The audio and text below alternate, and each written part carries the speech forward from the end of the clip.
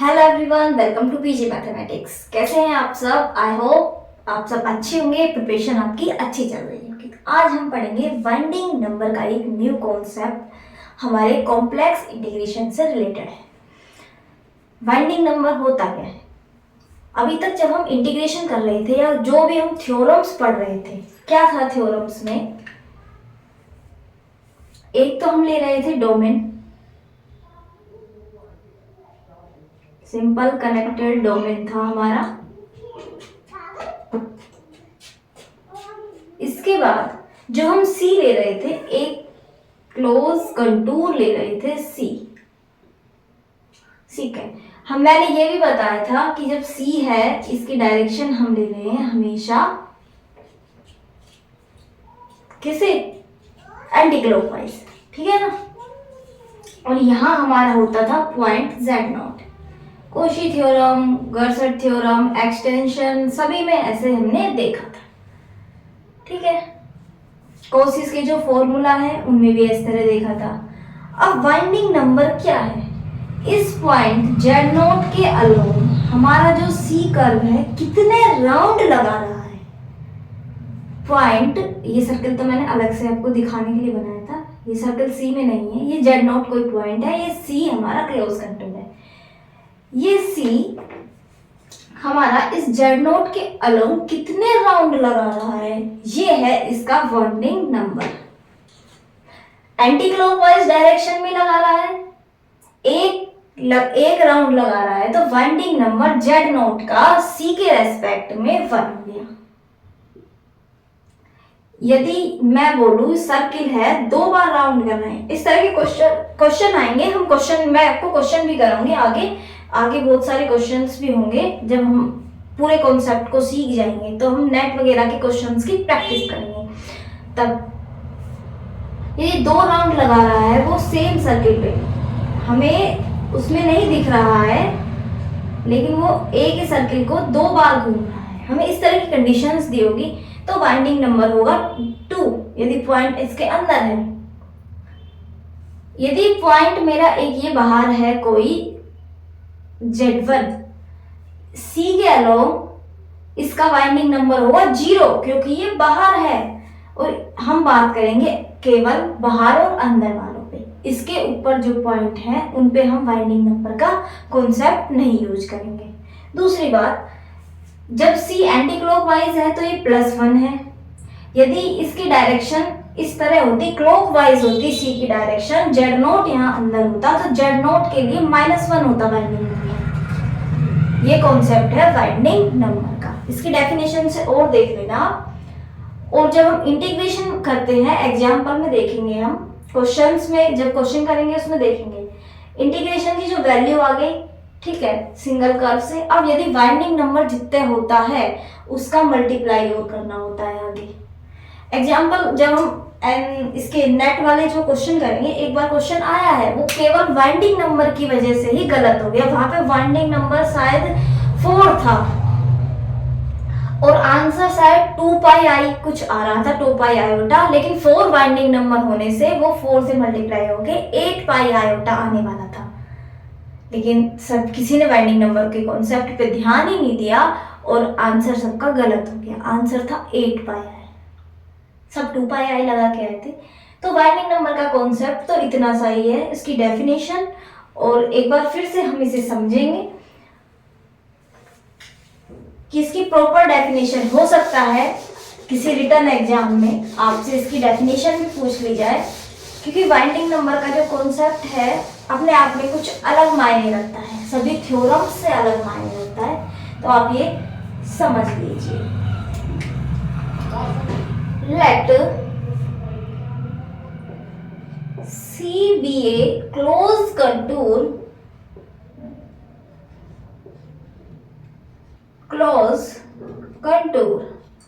C कैसा है? Closed contour and A be a point and A be a point not on C। इस definition में साफ साफ लिखा गया है ये पॉइंट्स कि सी पे नहीं होना चाहिए। उस क्लोज जो पॉइंट है, जिस पॉइंट के लिए हम ए जो पॉइंट है, इसके लिए हम एक बात करेंगे वाइंडिंग नंबर की, तो ये हमारा उस पाथ पे, उस कर्व पे सी पे नहीं होना चाहिए। तो डेफिनेशन लिखने का एक ये भी फायदा है कि हमें छोटी छोटी जो चीजें हैं वो याद रहेंगी। द इंडेक्स, इसे हम इंडेक्स भी बोलेंगे, इंडेक्स और वाइंडिंग नंबर, इंडेक्स और winding number of A with respect to C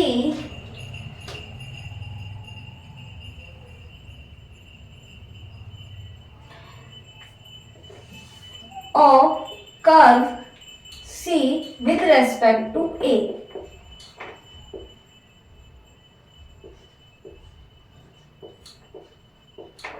जो A हमारा पॉइंट है, A is denoted by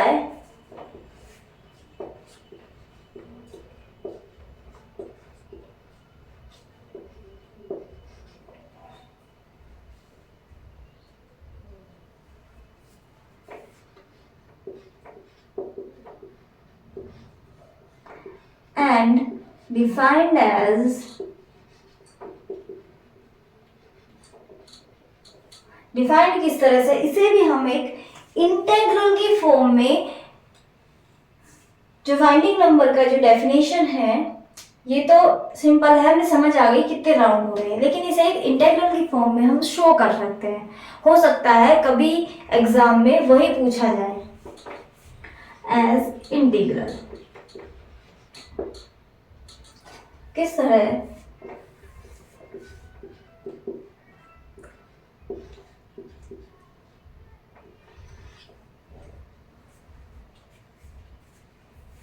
अभी तक जो हमने कोशी फॉर्मूले पढ़े थे उनमें कैसे पढ़ा था? कोशी फॉर्मूले में 1/2 पाई iota F Z upon Z minus Z note, और यहाँ पे जेड नोट की जगह हमने ए लिया है टी जेड, और एफ जेड है उसे हमने 1 लिया है 1।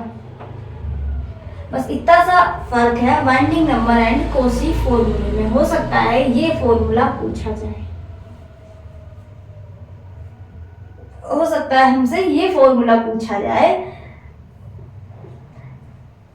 सी पार्ट में तो आई थिंक वो, सॉरी बी पार्ट में तो पूछ ही सकते हैं 3 नंबर में फॉर्मूला आराम से। नेट वाले एग्जाम में 4 फॉर्मूले वो एडजस्ट कर देंगे, 2 पाई आई को ऊपर नीचे, यहाँ पे स्क्वायर लगाया है, कुछ भी कर देंगे वो। तो ये हमारा वाइंडिंग नंबर का इंटेग्रल, ये आपको हमेशा याद रखना है, ये इंपॉर्टेंट है, पूछ सकता है हमसे।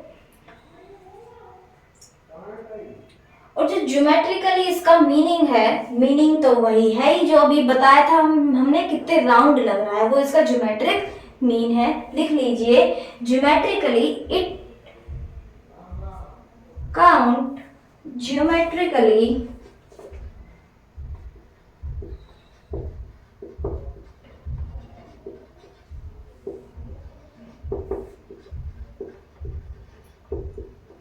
it counts the round number of rounds around A, counts number of rounds around A,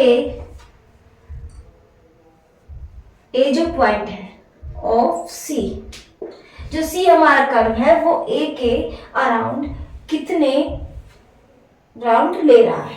ठीक है, ये हम ज्योमेट्रिकली चेक करते हैं।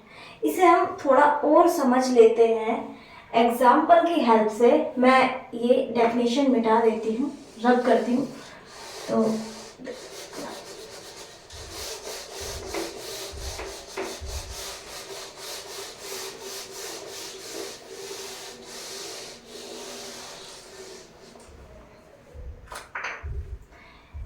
मेरे पास इस तरह के ये क्लोज कंटूर है, इसकी डायरेक्शन है क्लॉकवाइज। आप एग्जाम्पल से भी ये चीज समझ लेंगे कि जैसे हमने फर्स्ट पॉइंट देख लिया कि पाथ पे नहीं होना चाहिए, दूसरा हम यहाँ से देखेंगे क्लॉकवाइज और एंटी क्लॉकवाइज का। ये चीजें आपको याद रहें, इसके लिए मैं आपको एग्जाम्पल के थ्रू बता रही हूँ। फर्स्ट है हमारा एग्जाम्पल, ये ए पॉइंट है यहाँ एंड ये हमारा पॉइंट है कोई बी। ठीक है, आप इसके वाइंडिंग नंबर और सब कुछ बता पाएंगे आराम से। दूसरा है, ये कोई है पाथ, ये इस तरह से है, ये क्लॉकवाइज डायरेक्शन में है, ये क्लॉकवाइज डायरेक्शन में है, ये ए है, ये पॉइंट है बी। थर्ड हमारा कुछ इस तरह है, ये पॉइंट है ए, ये है एंटी क्लॉकवाइज डायरेक्शन में, यानी ये कर्व पहले ऐसे फिर इस तरह,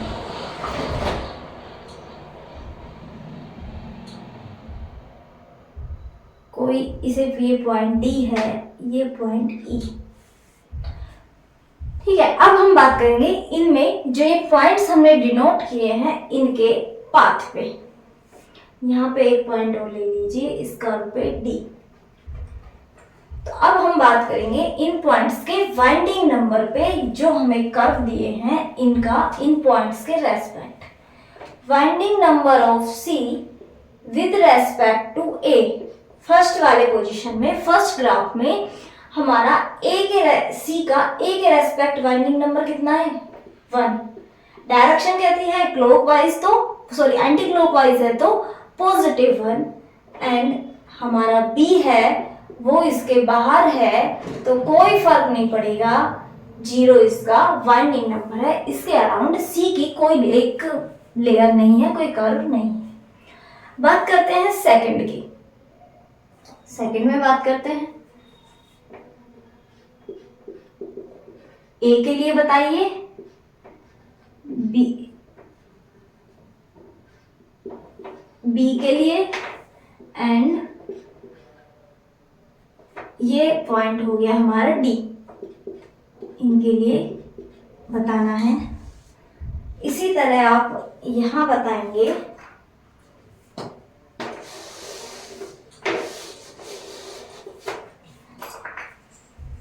इसी तरह आप यहां बताएंगे वाइंडिंग नंबर सी ए के लिए, वाइंडिंग नंबर सी बी के लिए, winding number of C D के लिए, winding number of C E के लिए। देखिए ए के अराउंड एक राउंड है, लेकिन डायरेक्शन कैसी हो गई क्लॉकवाइज। क्लॉकवाइज में हमेशा नेगेटिव होगा, तो कितना आया वाइंडिंग नंबर -1 ए के लिए। बी के लिए बात करेंगे, बी बाहर है, बी के लिए 0। बात करते हैं डी पॉइंट के लिए। डी पॉइंट हमारी डेफिनेशन में कहा गया था जो पाथ के ऊपर पॉइंट नहीं होना चाहिए, तो वहां पे जब पाथ के ऊपर पॉइंट आ गया तो हम डिफाइन कैसे करने वाले हैं? डिफाइन तो हम कर ही नहीं पाएंगे, क्योंकि वाइंडिंग नंबर का जो हमारे पास कॉन्सेप्ट है वो कॉन्सेप्ट इस पाथ के ऊपर वाले पॉइंट्स के लिए नहीं है, तो इसका मतलब हम नॉट डिफाइंड कर देंगे, नॉट डिफाइंड है। इधर आ जाइए, वाइंडिंग नंबर की बात करेंगे। ए के लिए बात करेंगे, ए के अलोंग 2 राउंड्स है, लेकिन दोनों राउंड्स कैसे हैं? एंटी क्लॉकवाइज डायरेक्शन में, तो इसका वाइंडिंग नंबर आ गया हमारा 2। बी के लिए 1 राउंड है, ओनली एक ही राउंड ले रहा है। डी के लिए वही इस पे डिफाइंड है, वो पाथ के ऊपर है तो नॉट डिफाइंड होगा, और ई हमारा बाहर है तो इसके लिए वाइंडिंग नंबर 0। वाइंडिंग नंबर के कॉन्सेप्ट की मेन बात है, हम राउंड देखते हैं पॉइंट के अलोंग। पॉइंट के अलोंग हम देखेंगे कि कितने राउंड कवर किए गए हैं वो हम देखेंगे। सबसे पहली बात, पॉइंट हमारा कर्व के अंदर या बाहर होना चाहिए। यदि कर्व के ऊपर है, यदि हमारा पॉइंट कर्व के ऊपर एग्जिस्ट करता है तो वहां हम वाइंडिंग नंबर के कॉन्सेप्ट को यूज ही नहीं कर पाएंगे, यहाँ पे हम बोलेंगे नॉट डिफाइंड है। तीसरा कॉन्सेप्ट, राउंड को काउंट करते टाइम ये हमेशा ध्यान रखेंगे कि जो राउंड है पॉइंट के अलोंग क्लॉकवाइज है या एंटी क्लॉकवाइज। एंटी क्लॉकवाइज के डायरेक्शन में हमेशा पॉजिटिव होता है, उसे +1 काउंट करेंगे, और क्लॉकवाइज की डायरेक्शन में नेगेटिव। तो ये हमारा 2-3 इसके छोटे छोटे से इंपॉर्टेंट पॉइंट्स हैं। तो ये तो हो गया वाइंडिंग नंबर का कॉन्सेप्ट। अब यही सारे पॉइंट्स को हम याद भी रखेंगे आगे।